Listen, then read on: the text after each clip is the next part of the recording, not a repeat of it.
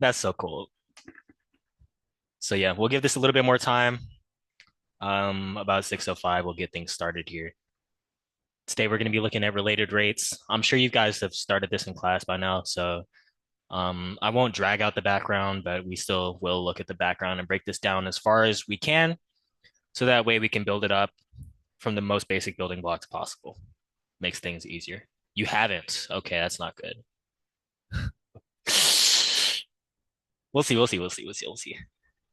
Um, just to preface, I'm not sure where this recording is going to be going, like in my local files on my computer. I'll try to find it and upload it. We start tomorrow. Perfect, actually. So this preview will be a little bit more helpful than if you're starting tomorrow. It's good to kind of look at the information beforehand before you go into a math class, especially. Just turn my Apple Pencil on. Hmm.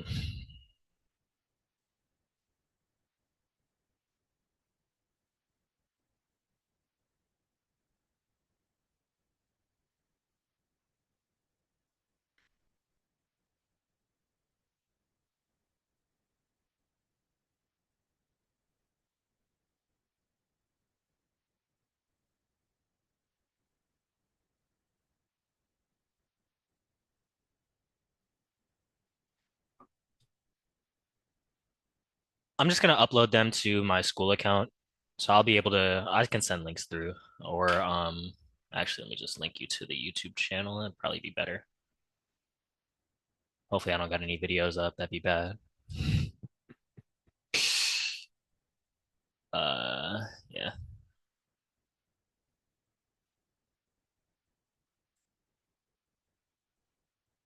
So if everything goes according to plan, and I'm able to locate the video file after, it'll be uploaded here. Um, Otherwise, then we're up shit's creek, and there won't be a recording for related rates. In case of that, I guess I have the weekend, so I can go through and record a session just going back over these notes again if you guys would like. Um, because this again is one of the units that I do just want to hammer and really drill. But now that we're at 6:05, I won't really take up anyone else or any more time for this. You just got to do one thing really quick, and then I shouldn't be able to hear myself anymore. Perfect. All right. So good evening, everybody, and happy. That's embarrassing. It's no longer Wednesday. Happy Thursday, everybody. So before we begin today, last session we looked at section 6.2 for implicit differentiation. We learned how to take derivatives of implicit functions, right? And today we're going to employ that knowledge and dive into 6.3, which is related rates. Just a little note that I have, these problems, along with optimization, I found to be both the hardest and most tedious problems in the class. So attention to detail and focus are going to go a very long way, especially with these problems. I almost tried to scroll with my mouse. So diving straight into some background, you guys haven't seen related rates yet, so I'm going to really go slow here. Not with the background, but just with the background and the first couple examples, just to make sure that we're really getting where all the things are coming from, because understanding what these problems are and where things are coming from is more than half the battle, right? So if two quantities are related, that means when one changes over time, the other will as well, right? We have a circle here, and we know that the circumference is related to the radius of a circle. With this formula over here, we can use this formula to draw a relationship between the two variables, C and R, the circumference and the radius, right? And we can see that if I select the circle right here, this is Calc 1.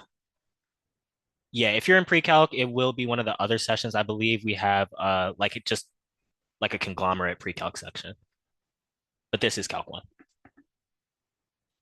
1. Yeah, so if I take this circle and I make it larger or smaller, we can see that both the circumference and radius are growing and shrinking at the same rate related to each other, right? Notice I said related and rate. we're going somewhere with this. The radius isn't going to start growing smaller than the circumference, it isn't going to start growing faster than the circumference. It's always going to grow at the same rate related to the circumference, right? And that relationship is shown over here. The circumference is always going to be 2 pi times larger than the radius, no matter what circle we're looking at, right? So in yellow, I have this in English. As we increase the circumference of a circle, its radius will increase at the same rate. And this should be relative to the circumference, right? And that's really sloppy, but you get the point. It grows at the same rate relative to the circumference because technically, if it grew at the same rate of as the circumference, it would become larger than the circumference at some point, or not larger, but you get what I mean. It wouldn't be proportional to this formula here. So we can use implicit differentiation on the equation c equals 2 pi r to find the rates at which our variables are changing, right? Because when we take the derivative or something, we're saying that at this specific moment in time that we're looking at, this is how fast it's changing. That's all a derivative is the measure of. It's the measure of how fast something is changing at a specific moment of time or moment in time, right? So if we differentiate our equation c equals 2 pi r with respect to time, then we get this over here. dc dt is equal to 2 pi dr dt. When we differentiate this c, the derivative of c is 1, and we know that with implicit differentiation, we have to apply the chain rule. So we have 1 times dc dt, which is dc dt. Same case over here. If we're taking the derivative of 2 pi r, we can think of 2 pi as one coefficient that's being multiplied into r, because 2 pi is just another number, right? But we don't want to write that out because pi is irrational and we'd be writing numbers literally forever.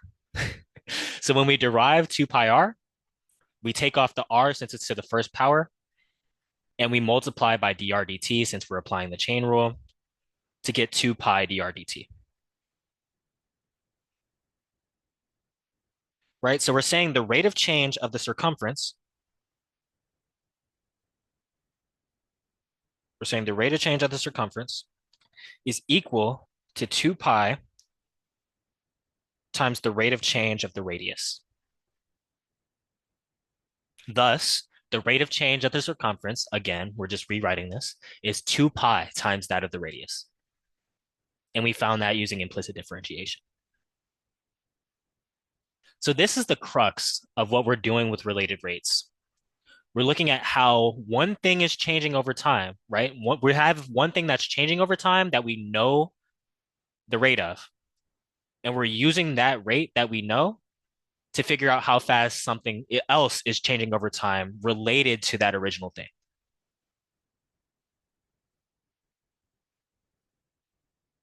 So I have some steps to solve related rates problems, and these will make more sense when we actually get into the examples if they don't now, but it's a 4-step process that I have it broken up into, and the steps are as follows.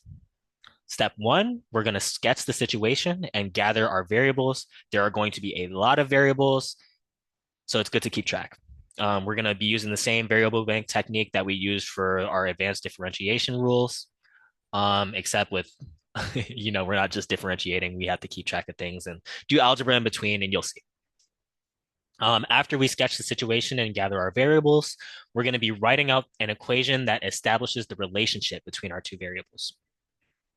See up here, we had a circle, and we sketched the circle and drew our circumference and radius. After we drew out our situation and got our variables, well, I didn't write out all the variables since we're not solving for anything, but we know which variables we need. I then came over here and wrote the formula that related the variables that we had. That step is going to require the majority of your brain power. Then after step 2, we're going to use implicit differentiation, as we saw above, to find the relationship between the rates of change. After we do that, we're going to plug our known values from our variable bank into the related rates equation and solve for our unknown, or what the question is asking for. I will say that immediately there should be a step 5, and that should be to check your answer. because you need to look at the question as well as the sign, as well as your units to ensure that you're answering exactly what the question is asking. And you'll see an example of that on the check your own understanding problem. So some heads ups before we get into things here.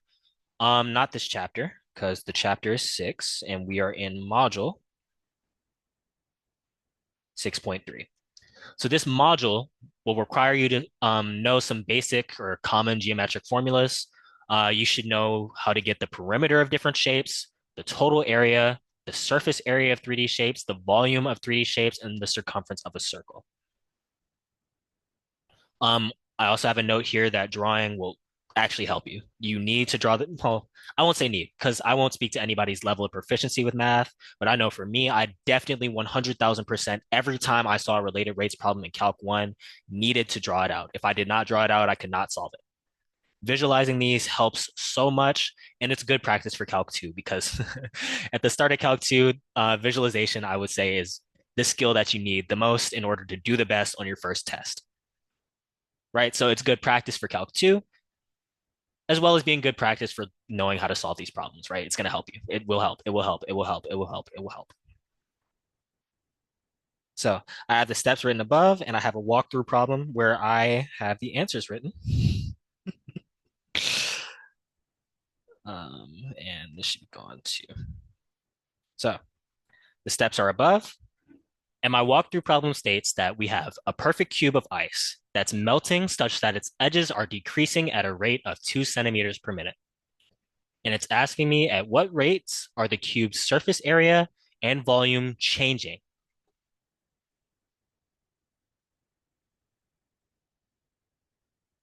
When any given of the edge or when any given edge of the cube is 80 centimeters. I highlighted changing for a very important reason, and that is because changing is our action verb. That is what's being asked. We're being asked how fast the cube's surface area and volume are changing. It did not ask how fast they're increasing. It did not ask how fast they're decreasing. It asked me how fast they're changing. Keep note of that. So I was given that we have a perfect cube.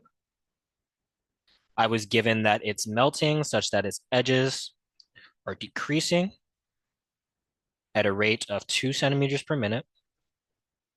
And I was asked about surface area and volume. So I have the situation sketched out here already, right? We have our perfect cube and we have the edges labeled. We know that since it's a cube, all the edge lengths are going to be equal, right? So now that I have it drawn, I have my variable bank set up. So let's start filling it with what we were given in the problem.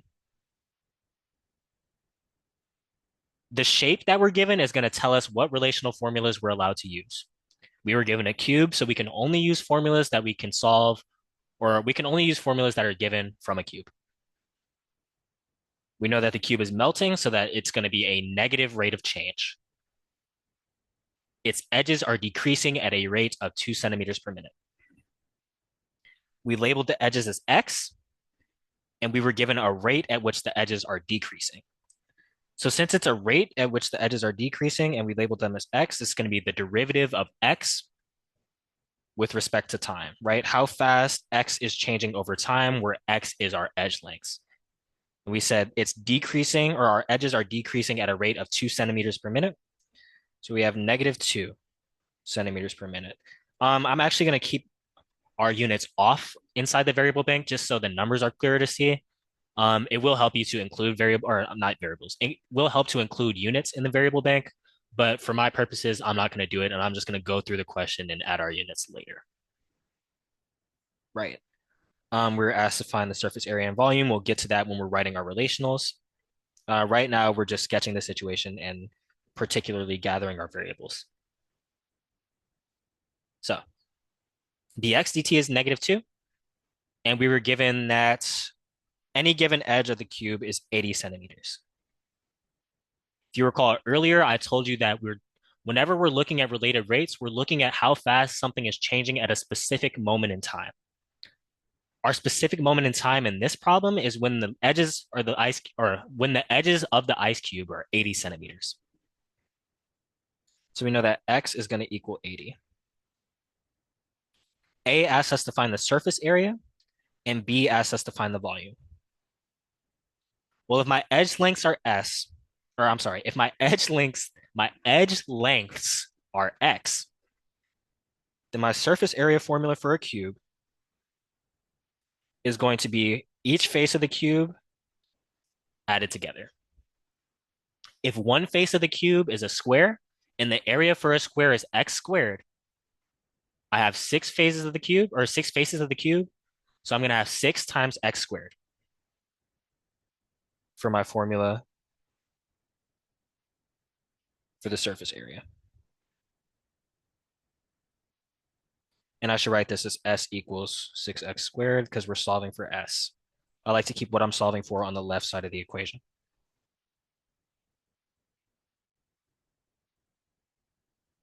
For B, we're asked to find the volume, and the volume of a cube is just the side length cubed.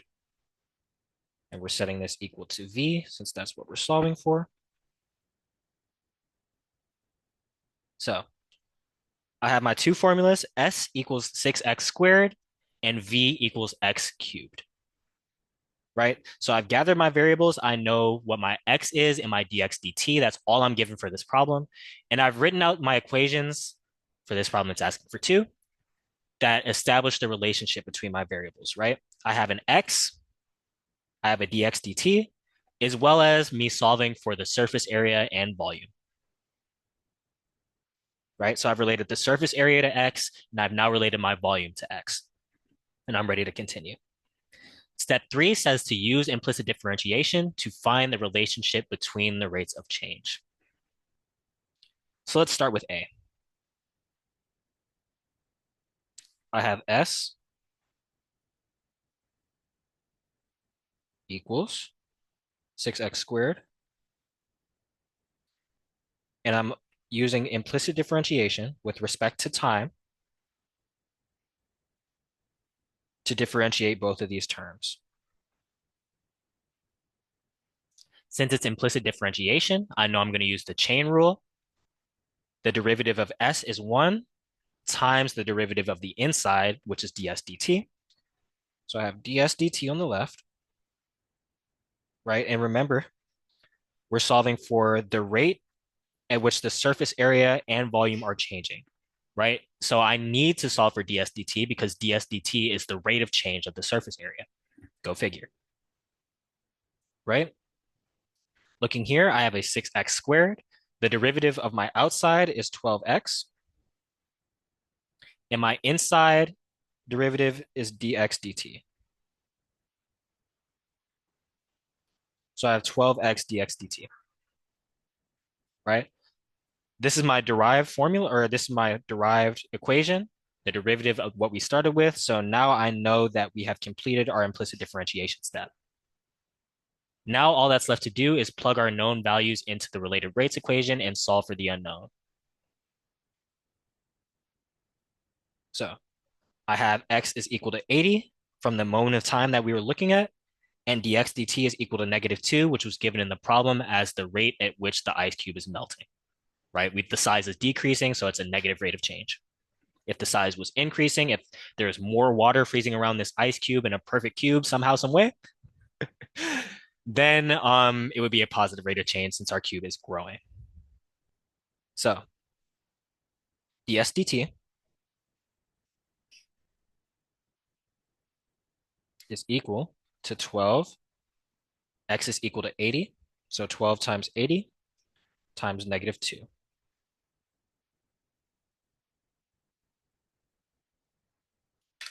If I pull out a calculator, because that is actually, can I do this in my head? 12 times 8 is 96, times 10 is 960, times -2 is 1920. Let me check that because that didn't feel too certain. 12 times 80 times -2 is -1920. Correct. So ds dt equals -1920. But that's not what the problem was asking for. Why 80? Because if we look at our problem, We say the problem says, and I'm going to read the whole thing again just to emphasize this. A perfect cube of ice is melting such that its edges are decreasing at a rate of 2 centimeters per minute, right? So we know the rate of change of the edges, and it's asking us what rates the cube's surface area and volume are changing. When any given edge, okay, you see, when any given edge of the cube is 80 centimeters, again, any moment of time, or we need a moment in time to take our derivative with respect to, and that moment in time that we're looking at is 80 centimeters. It's always going to ask you what something is looking like at this time. What does the bike tire look like if it was deflating for 3 seconds? What does the water look like if it fell off the table? Or I'm sorry, what does the cylinder of water look like if we were draining it at 2 liters per minute at 30 seconds for like, it's always going to give you some sort of thing that you need to look at every time. I'm going to stop talking and continue. So we found that dsdt is negative 1920, but that's not what the problem was asking. The problem was asking the rate of change of the surface area. I had that as a number, but I need to put units on it. And I need to look at my action verb. Luckily, it's asking me how fast something is changing, so I can keep the negative. But if it was asking me how fast the ice cube size is decreasing, then I would have to make this a positive number because a negative decrease is an increase, right? If I have a negative number and it's asking me how fast something is decreasing, that double negative will apply. And if I'm decreasing at a negative rate, I'm increasing. Remember that. So since we have a surface area and we're in centimeters per minute, surface areas are centimeters cubed, or I'm sorry, squared, because it's an area, and that's per minute.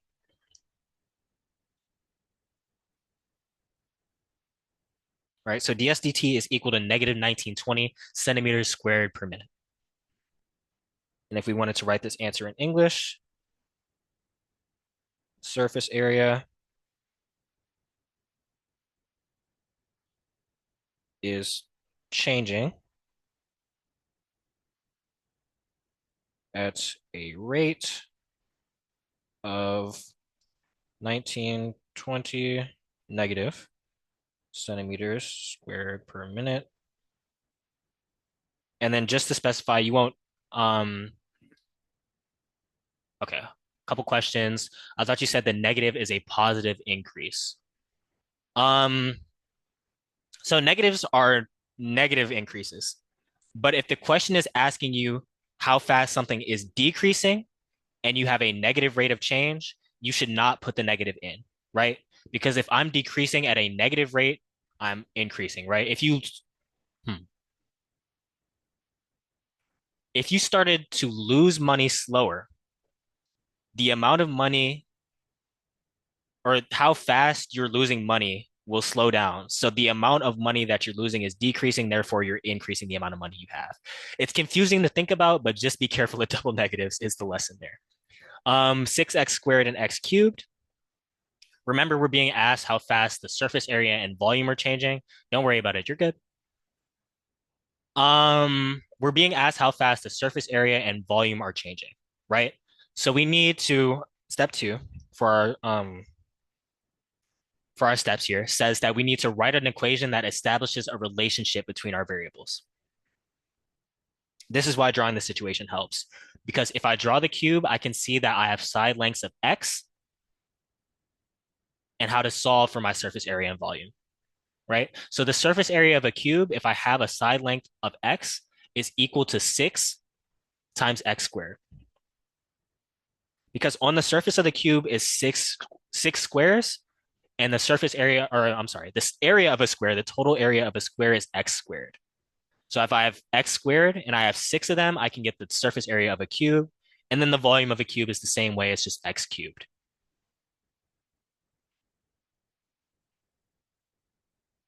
So continuing, yeah, it's changing at a rate of negative 1920 centimeters per minute or increase, or I'm sorry, decreasing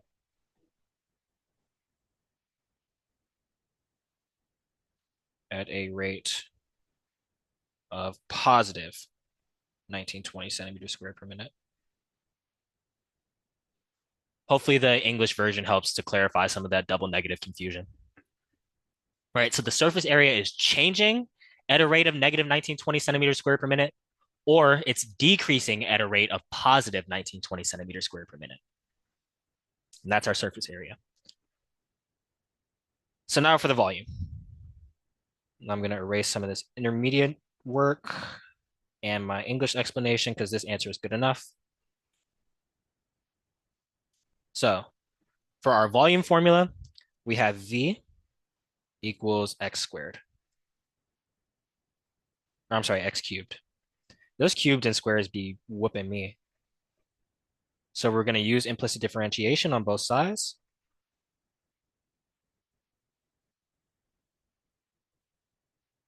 To get ddt of V equals ddt of x cubed, right? I didn't differentiate yet. So on this side, we're going to get dv dt because of the derivative of V is 1, and then we multiply by the derivative of the inside, which is dv dt. And that's going to equal the derivative of x cubed is 3x squared times dx dt from the chain rule of implicit differentiation. So we have 3x squared times dx dt. So we get dv dt is equal to 3. We set our x as 80 squared, and dx dt is negative 2. I cannot do 80 squared in my head. Or is it 6,400 is my guess. Oh, look at that. Times 3 is, okay, I couldn't do times 3. So for this, we get 19,200 times negative 2, somewhere like 38,400. Yes. So dv dt is equal to negative 38,400. But again, that answer isn't good enough because we need to add our units and check the problem. We were asked how fast the volume is changing, so we're good to keep our negative since it's a negative rate of change. I was looking for something else and it just completely left my mind. Oh yeah, units. Volume is our units cubed because we're looking at cubic units for a volume, and it's per minute. So it's centimeters cubed per minute for dv dt. Now, that's what related rates problems are going to look like. They do get harder. They do have more moving parts. There are some situations where you'll need to solve for certain variables by plugging things into different formulas and using like multiple formulas of the same shape in certain problems.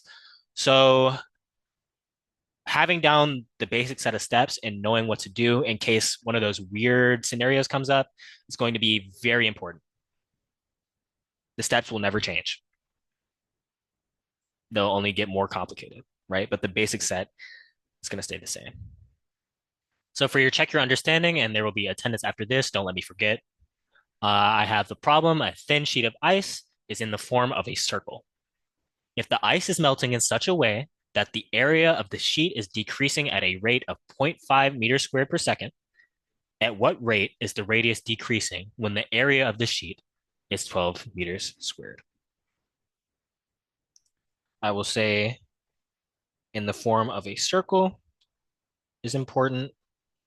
And what were you given? You were given some rate of change. You were given a moment in time. Um,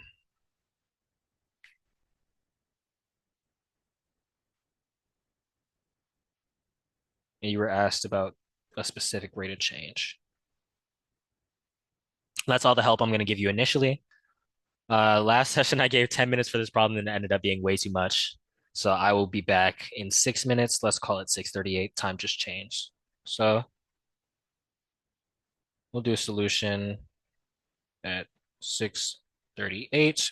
And if you're watching this on YouTube, you can skip forward 6 minutes by pressing L 36 times. So I'll see you back.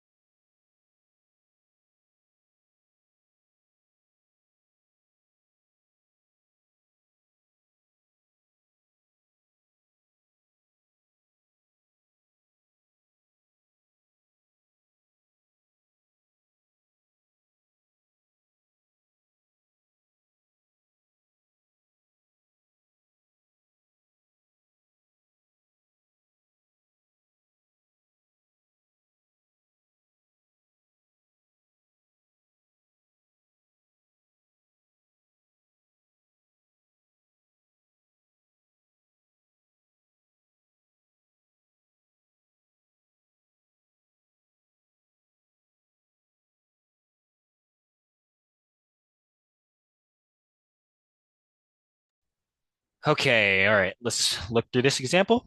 Wherever you got stuck, if you got stuck, uh, just pay attention, see what your questions were, see how they get answered. Um, yeah, because your first pitfall is probably going to be your most common one on these problems. So if you can identify the mistake, you're already ahead of the curve. So we have a thin sheet of ice that's melting in, or a thin sheet of ice that's in the form of a circle, and it's melting in such a way such that, or it's melting in such a way that the area of the sheet is decreasing at a rate of 0.5 meters squared per second. So immediately I know that I have a rate of change and it said that the area is decreasing. So I know that's going to be a rate of change involving my area. Go figure. So dAdt is equal, it's decreasing at a rate of 0.5 meters squared per second. So it's negative zero point 0.5. And I'm going to keep the units off in the variable bank, but we know that's meters squared per second. Um, at what rate is the radius? Okay. If the area is 12 meters squared. So I know A is going to equal 12. And now I need some formula that's going to relate the radius of the circle to the area of the circle. Luckily, I can use the area of a circle formula to relate the radius to the area because you use the radius to find the area. So if you do not know, the area of a circle is defined as A equals pi r squared, right? Where r is your radius. So we're asked to find the rate at which the radius is decreasing. So I need dr dt.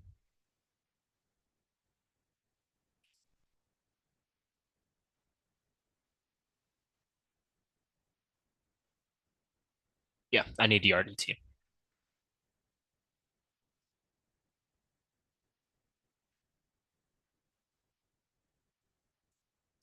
Excuse me. So I can differentiate our formula that we have to get d dt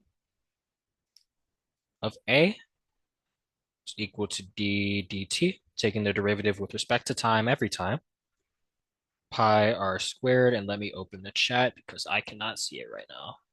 Nobody's asking anything. Okay. So differentiating this left side, we're going to get dAdt. If we have a variable by itself and we implicitly differentiate, it's just going to be the derivative of that variable. And that's going to be equal to the derivative of pi r squared with respect to t. We can look at pi as just a coefficient and really pull it out if we needed to, because we can do that according to our linear combination rule, which we learned in 6.1. Or we can just apply the derivative directly and multiply that 2 in front. Either way, it's going to be the same answer of 2 pi r dr dt.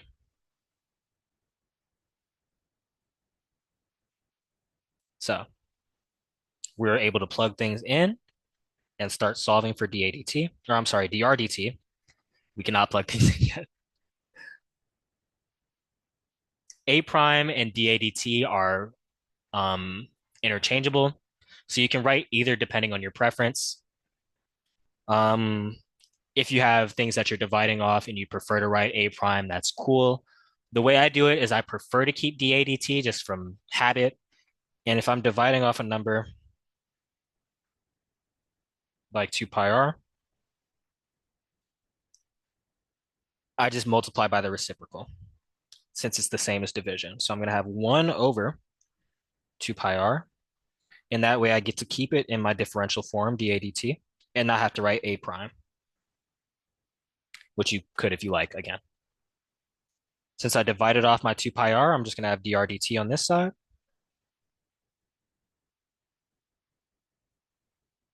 And now I can start plugging things in for real this time. So my dAdt, we said, is negative 0.5.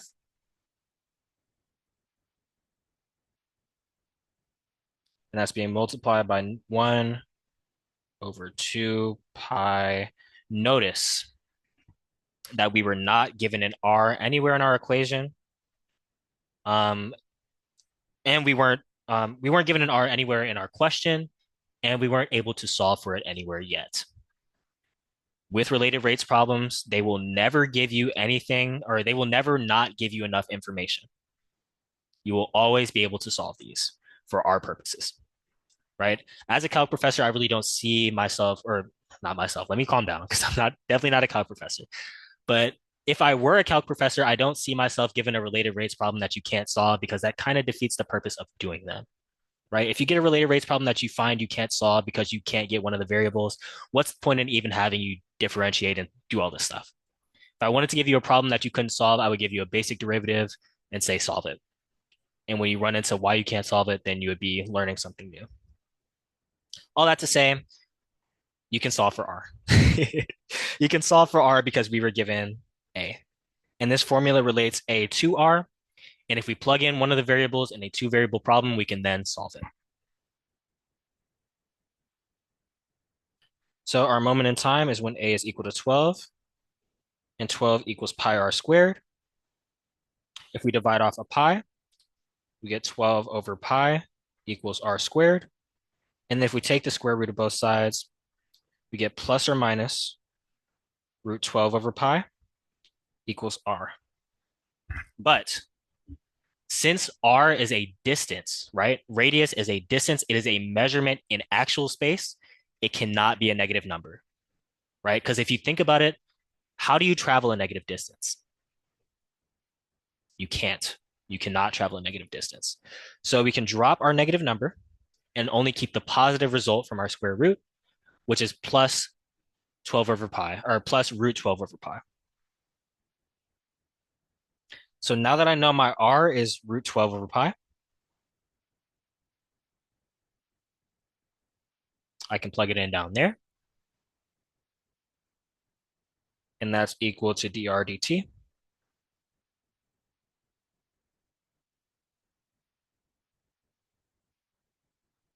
This fraction is going to simplify to negative 0.5 over 2 pi root 12 over pi. That's equal to dr dt.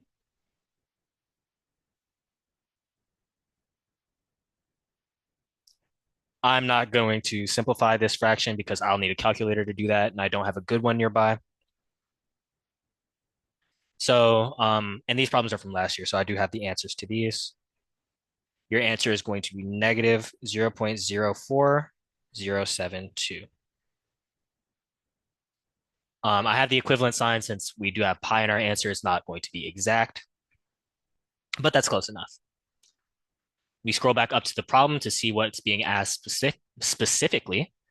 We're being asked to find the rate at which the radius is decreasing. Radius is a line, so it's measured in one dimension. We do not need to add a square or a cube to our units, but we do need to keep track of our action verb. Since we're decreasing, we need to discount our negative rate of change and just add a positive rate of change if it is decreasing, right? Since we see that our answer is negative, we know that the radius has a negative rate of change. Since the rate of change is already negative, I do not need to say that it's negative when I say that it's decreasing. Otherwise, it will be increasing, as we know from earlier. So dr dt is equal to 0.04072 meters per second.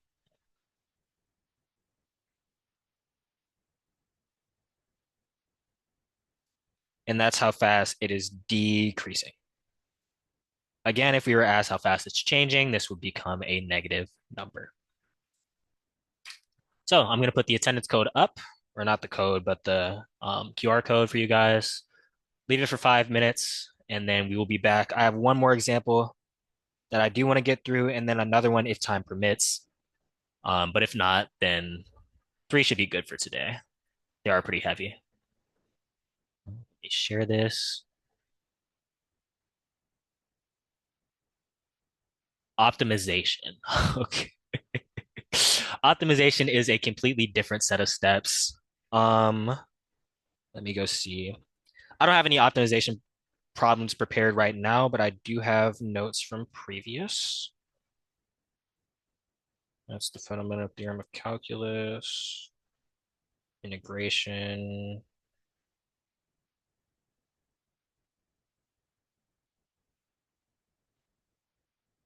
This is L'Hopital's mean value theorem, linear approximation. This is first derivative test.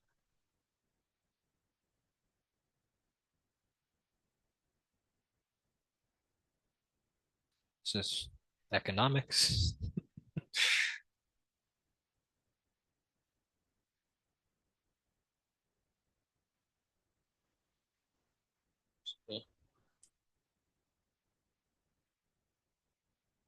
So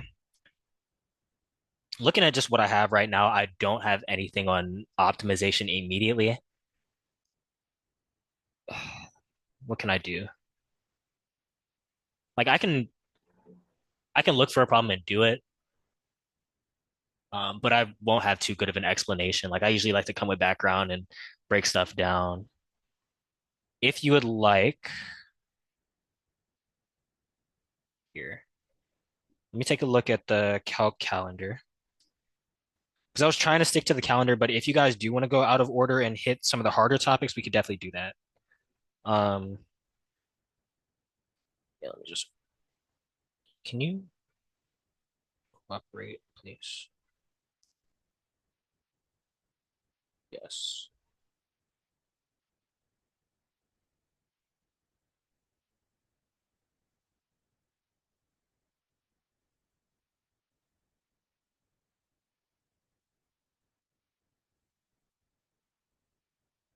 Okay.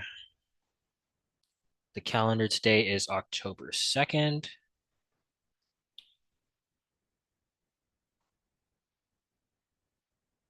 You know, if it wants to load any day here.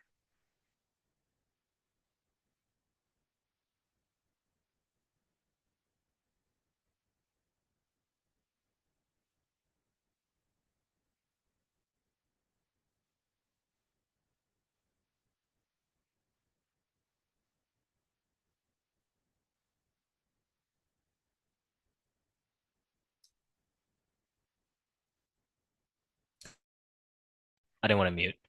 I could just open it through here so everybody can see. That's priors. We are going to Calc 1 and Dr. Liu and our calendar. So this is the calendar I've been following. And today is October 2nd. So yeah, we're at related rates. And then apparently there's a test tomorrow. I feel bad for these kids. Or no, it's test prep. The test is on October 7th. And then yeah, we have maxima and minima, first derivative test, second derivative test, graphing, and then optimization all the way on the 22nd. So if you like, um,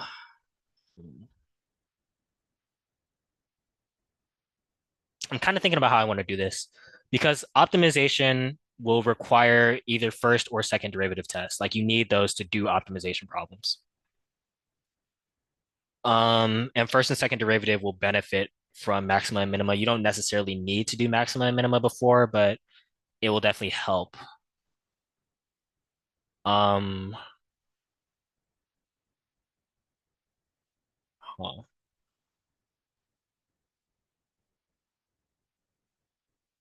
I feel like the best way to kind of do that would be, I hate to say it, but if you want to meet with me individually, we could go over some optimization stuff. I could clear time on my schedule and we could do that. Otherwise, if you know your test dates that are coming up, I could try to fit it into one of the sessions that we have lighter material. Like I could skip a minima and maxima and do optimization, or skip minima and maxima and go straight into first derivative test into optimization, then second derivative test, however you guys want to do that. But we can talk about it when we cross that bridge. Let us jump back into related rates. Enough about the future. Said I'm the reason you're gonna pass calc. I appreciate it, but the reason you're gonna pass calc is because you're putting in the work and you have supplemental material to help your understanding. Right? This is all you. It's all your ability. This is all literally what your brain can produce. I'm just here to help you understand it better. as I wish someone helped me when I was in calculus. We can do the wrap before we do this problem. It's just another example. So, for the wrap, again, it's short, but it's a motif of the class at this point. But keeping track of your variables is so extremely important. I cannot stress it enough for everything you're going to do for the rest of this class, for the rest of Calc 2. Shit, linear algebra, differential equations, Calc 3, Calc 4, topology, whatever field of math you're going to get into, you need to start keeping track of the things that you're doing because problems are only going to get harder. And it's only going to be more things for you to keep track, more moving parts, more difficult algebra, more difficult calculus. So organization is going to be key for you. And of course, practice, practice, practice, practice, practice. The more you look at these problems, the more you work them out, the easier they will become for you. I promise. Because again, I cannot, I really can't tell it enough. This used to be so unfathomably hard to me. I didn't think I would ever be able to wrap my head around it. And here I am tutoring you all. So it is possible. We just got to work at it. What I mean by downhill is that related rates, in my opinion, is the hardest unit in calculus. So that for the rest of Calc 1, things will get easier from here. From my perspective, as you saw, I don't know if you want me to call you Sam or Samuel, but there was some questions about optimization, which is another hard unit, I believe to be number 2. But you've pretty much seen the hardest of what Calc 1 has to offer at this point. So from here, it will be downhill. L'Hopital's is simple. It gets harder. Minima and maxima is easier. First derivative test and second derivative tests are easier. Graphing functions is easier. Optimization is around the same level.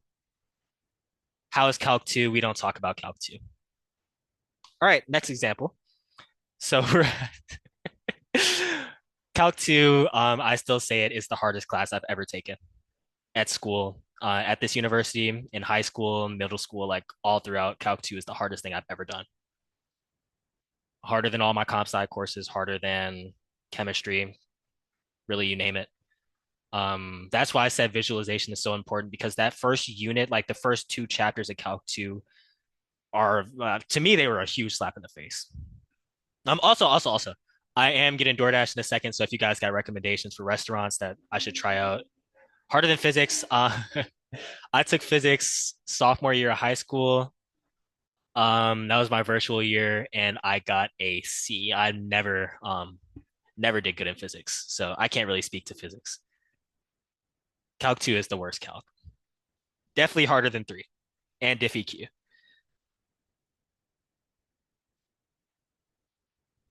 Don't say that. Don't say that. Don't say that. People mostly drop out not because of their ability, but just because they don't necessarily want to put in the work that they need to in order to get to the level that they need. I did get an A in Calc 1. That's because it was my third time. That's because it was my third time taking it. I took Calc 1 junior and senior year in high school and didn't do too well. So enough talking. We're asked to consider a cylinder. If the radius is increasing at a rate of 5 centimeters per hour and the height is decreasing at a rate of 4 centimeters per hour, we're asked to find the rates of the cylinder's surface area and volume when the radius is 20 centimeters and the height is 12. So I wanted to throw this problem in here because now we have 2 rates of change and 2 variables that we need to keep track of, right? Not only are we keeping track of the radius, but we're also keeping track of the height. And we're asked to look at how those affect the surface area and volume. So we have the rate that the radius is increasing. So we have dr dt. And that's equal to 5 centimeters per hour, but I don't like to put units in my variable banks, as you all know by now. We were also given the rate at the height, or the rate at which the height is decreasing. So we know dh dt is -4, since the height is decreasing. We were also given that the radius at this specific moment in time is 20 centimeters and that the height in this specific moment of time is 12 centimeters. And we were asked to find the rate at which the surface area is changing over time as well as the rate at which the volume is changing over time. So we have a cylinder and we need formulas for the surface area and the volume. If you don't know the formulas for a cylinder, they're easy to derive. So I would say a cylinder is the only shape you don't have to memorize the formulas for. Because if you know the formulas for a circle and the formulas for a rectangle, then you can know all the formulas for a cylinder, both surface area and volume. So if we look, and we were asked to consider surface area first, looking at this cylinder, it's really just a circle and a circle connected by a rectangle, right? Surface area, we're concerned with what's on the outside. So I know I'm going to need the area of this circle, as well as the area of that circle on the bottom, plus the area of this rectangle, right? And you see when we calculate all those areas, our cylinder's shaded in. So that's the surface area. So I know I need the area of both circles. I have two circles, and the formula for the circle is pi r squared. So I have 2 pi r squared, and I'm adding that to the area of the rectangle.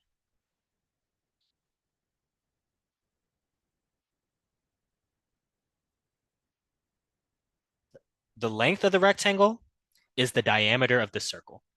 And we know that the diameter of any circle is 2 times its radius. And the height of the rectangle is the height of the cylinder, right? So the surface area formula is going to be 2 pi r squared plus 2rh. That's why I said you don't need to memorize the cylinder because it is difficult and a lot of parts. The volume is a similar story. The volume of the cylinder is just the space that it takes up. And that's the area of one of these circles times the length that the circles need to reach. So the area of a circle we said is pi r squared. And that needs to reach h distance. So the volume of a cylinder is pi r squared times h. Right. Now that we've gotten our relational formulas and we've gotten our variable bank set up, we can derive our formulas, plug in our answers, and solve for our rates of change. Let's start with the surface area. I'm going to skip the step where we just write it out, and I'm just going to jump straight into deriving. We get ds dt is equal to the derivative of 2 pi r squared plus 2rh. If you look at this term with a keen eye, you'll notice something. You'll notice that we have two terms multiplied together. Ladies and gentlemen, we can see different or advanced differentiation rules within our related rates problems. This will require the product rule to solve. And I don't see y'all giving me any restaurant recommendations, so I guess I'm getting Wingstop or something or another. Because I am hungry. We can differentiate the first term regularly. Since 2 pi itself is a number, we can treat that as one coefficient and multiply R2 in front to get 4 pi. We take 1 off the power. Dave's hot. Oof. Ugh. Ugh. Times drdt from our chain rule. And then we need to perform. I don't dislike days, but I am trying to go to the gym after. And I don't want to be boo-booing on myself on the leg extension. um we need to do the product rule for our second term. So we have a what's in the budget? See, one thing I never was broke. Anything is the budget. The budget is anything. Um, yeah, so we have 2RH and we need to use the product rule to differentiate this term. So we have a U, we have a V, we have a U prime, and a V prime, right? And yeah, our formula for the product rule is U prime V plus V prime U to get the derivative. So our u is going to be 2r. And since it's the product rule, it doesn't matter which term is which. We know that because multiplication and addition are both commutative, meaning they can be done in any order. If they were associative, then the order of them would matter. I've actually never had kava. My girlfriend is a kava truther, but I never had it. I'll try it. I'll try it tonight. Why not? V is going to be h then, the other term that we're multiplying in. The derivative of u with respect to t, remember, is going to be 2 times dr dt. We drop the r's to the first power, and our chain rule is going to give us that dr dt. And h, the derivative, is going to be dh dt, since, again, we're taking the derivative with respect to time. If we plug it into our formula over here, we get u prime, which is 2 dr dt, times v, which is dh dt. Or I'm sorry, it's just h, because that would not make any sense. Plus v prime, which is dh dt, times u, which is 2r. So if we multiply our terms and simplify, we get 2h dr dt plus 2r dh dt. And I'm going to write that neater up here because this is where it actually matters. So we get 2h dr dt plus 2r dh dt. And remember, these terms here came from the product rule.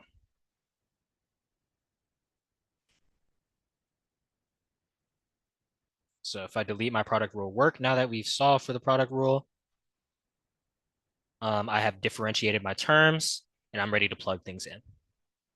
I'm solving for ds dt.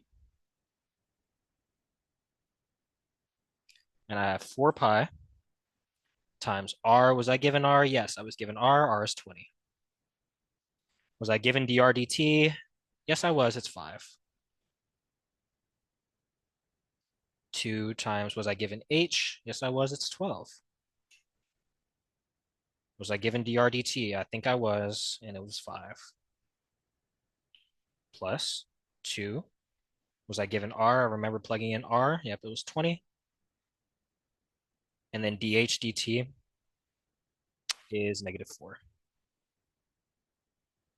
So a lot of multiplication. I would keep pi's out just to make sure that I get a whole number times pi, which is what I would like to see. So let's go through and multiply. 20 times 5 is 100, times 4 is 400 pi, plus 12 times 5 is 60, times 2 is 120, plus 20 times 2 is 40, times -4 is a -160. According to PEMDAS, whenever we have just addition and subtraction in our equation, we can go left to right, although it won't really matter. So we get 400 pi plus 120 minus 160.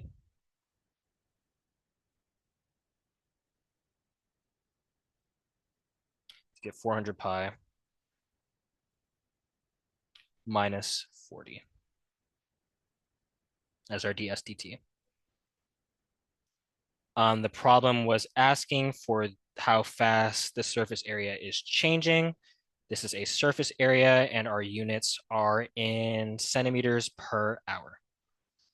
Areas are squared, or I'm sorry, areas are second dimensional, so we're going to square our power, or square our unit, apologies, and it's per hour.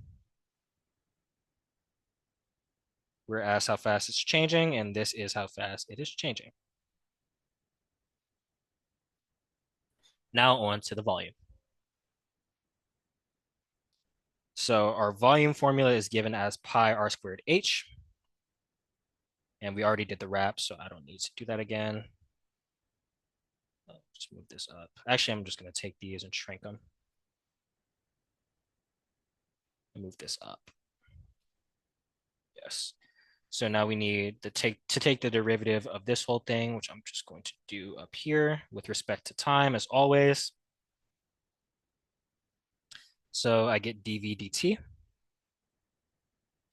is equal to the derivative of pi r squared h, which is, again, a product rule problem. So let's take a look at this. I need u prime times v plus v prime times u. and I need a u, a v, a u prime, and a v prime. My u, I didn't copy this down. What is my problem? Pi r squared h.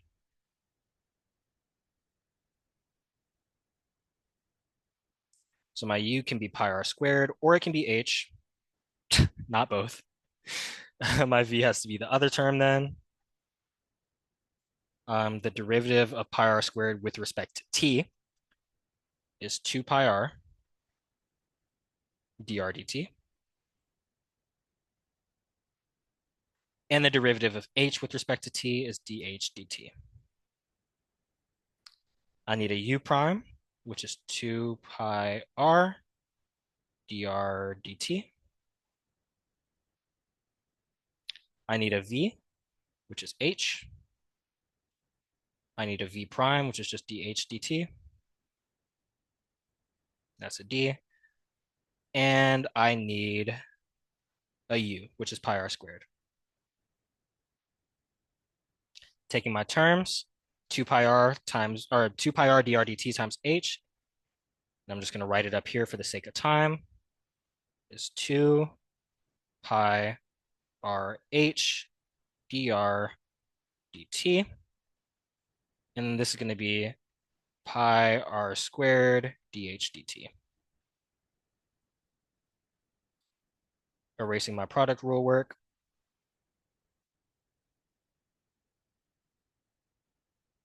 And bringing down the equation, we get dv dt is equal, and we can start plugging things in now, 2 pi times r, which is, I think, 20. Yep. R is 20. H is like, what, 12? Yep. dr dt is 5, and I'm just going to copy the variable bank down, so I got to keep scrolling in between. Probably should have done this like an hour ago, but it's okay.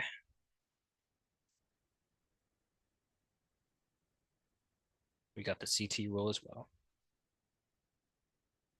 So 2 pi rh, we need dr dt, which is 5, plus pi r squared. R is 20, squared dh dt is -4.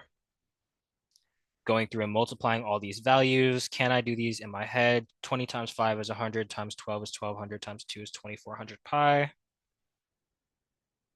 plus 20 squared is 400, is 400 pi. Multiplied by -4 is -1600 pi.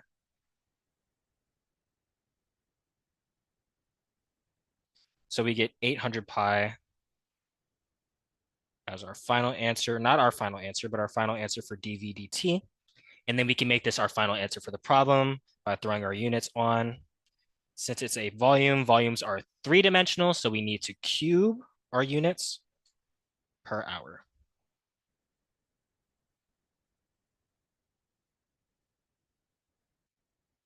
So that brings us to the end of what I have for you today. I do have one more example here at the bottom. If you'd like to practice, this is a great example to kind of work your muscles.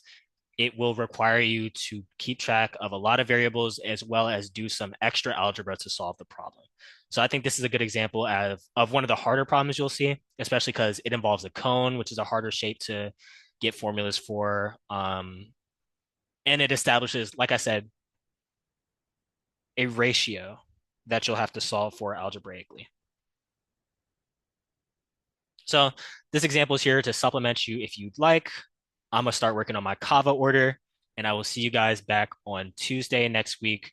We're gonna be looking at maxima and minima, but I will also have some optimization stuff prepared if you would like to go over that as well. As always, have an amazing weekend, and yeah, that's all I have for you. Of course, I'm definitely about to enjoy my food. Don't worry. That's one thing I'm gonna do. I'll see y'all back on Tuesday. Oh, my fault, my fault. Main session for your checkout code. Let me let them know.